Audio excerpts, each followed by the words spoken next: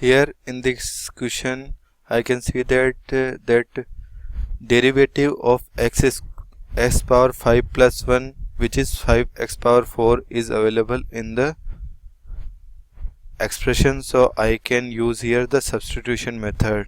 So if I substitute x power 5 plus 1 equals to t, I'll get 5x power 4 dx equals to dt.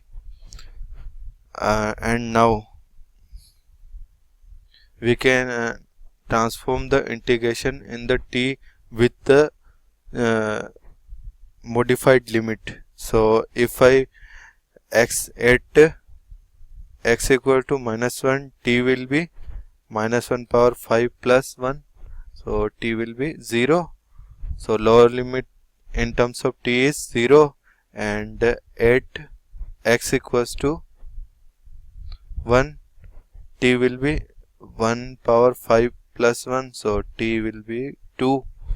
So now I can change the integration in 0 to 2 root under root x power 5 plus 1, so I can write root t, and 5x power 4 dx will be dt. So our integration will be t power 3 by 2 by 3 by 2 0 to 2. So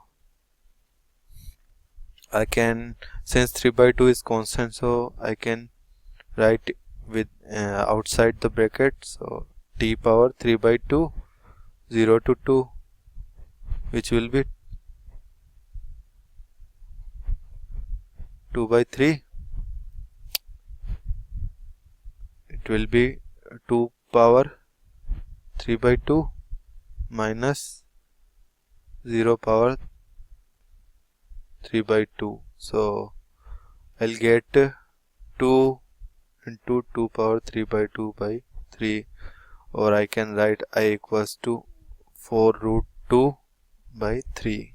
So this will be our final answer.